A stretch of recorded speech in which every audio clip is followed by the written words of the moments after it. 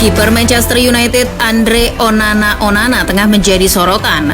Penampilan buruknya di bawah Mister jadi santapan lezat untuk mencibir Manchester United. Video-video konyolnya saat menghalau bola adalah hidangan yang akan menjadi lelucon.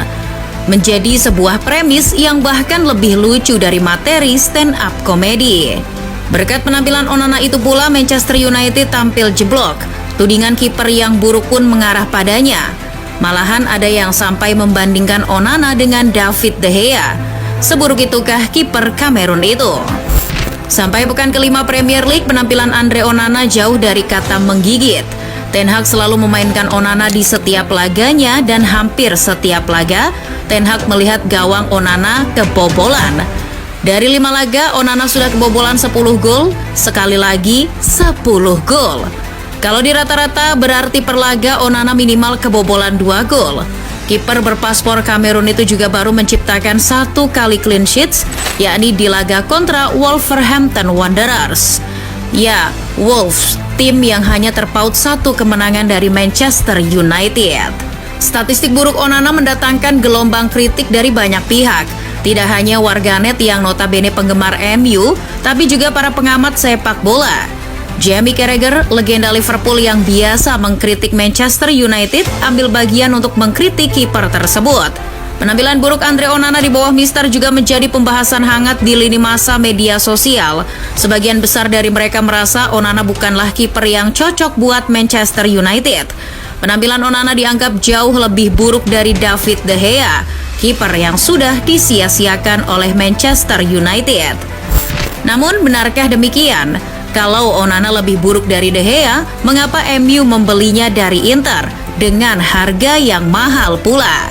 Sejujurnya dari segi statistik Onana tertinggal dari De Gea. Kita tidak perlu membandingkannya dengan statistik total karena itu sama sekali tidak mito to mito.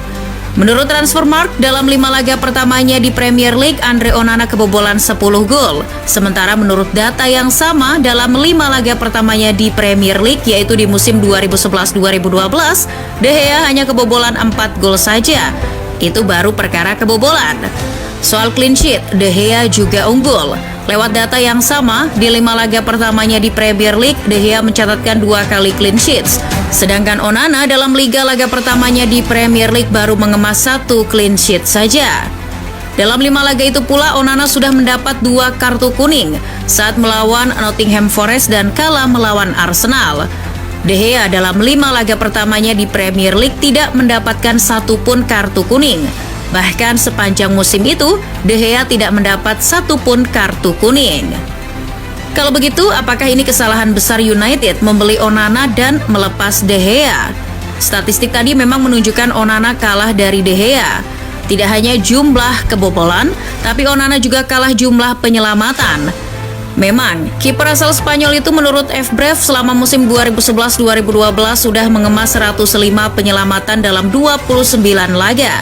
Sedangkan Onana baru mengemas 20 save saja. Namun jumlah laganya berbeda. De Gea sudah melakoni 29 laga Premier League, sedangkan Onana baru 5 laga.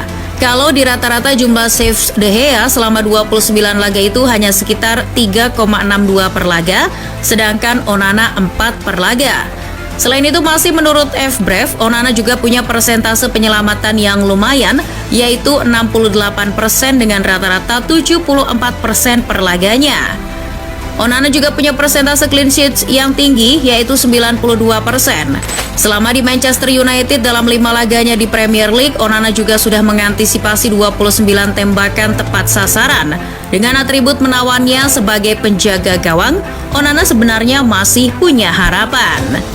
Lagi pula, kiper Kamerun itu dibeli Ten Hag bukan karena keahliannya dalam mengantisipasi bola, tapi karena kemampuannya sebagai ball playing goalkeeper. Sejak awal melatih United, Ten Hag ingin bermain penguasaan bola, melakukan build up dari bawah dengan kiper yang bisa membangun serangan, kiper yang nyaman dengan bola di kakinya. Onana tepat mengisi keinginan itu. Selain karena ia pernah bekerja dengan Ten Hag, kecakapannya dalam menguasai bola tak perlu diragukan. Mantan kiper Manchester United Peter Schmeichel seperti dikutip Metro juga mengakui Onana adalah kiper yang cocok dengan permainan yang diusung Ten Hag. Jika menilik tujuannya didatangkan ke United, kita mesti fair dalam menilai Onana, terutama dengan melihat statistik yang merujuk pada ball playing goalkeeper. Menurut FBref, walaupun baru bermain 5 kali di Premier League, Onana sudah mengemas 149 umpan sukses dari 194 percobaan. Persentase umpan suksesnya mencapai 76,8%.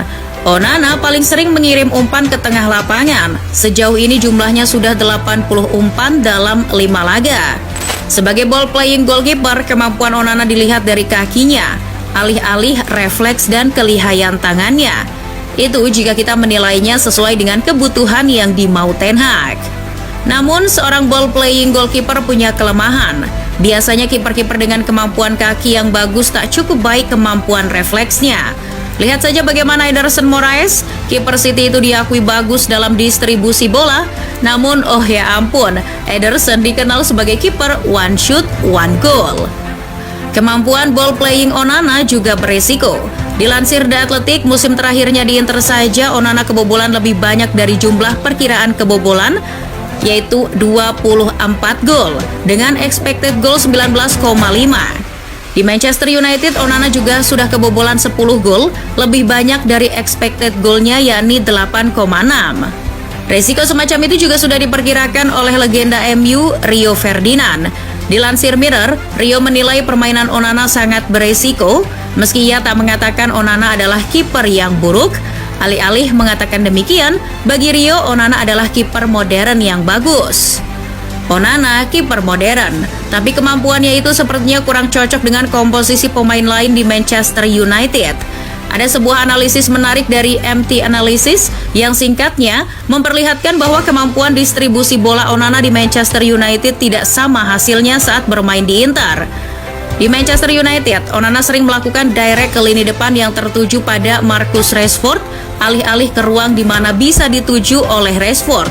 Saat kedua pemain belum punya chemistry, umpan begitu sangat beresiko.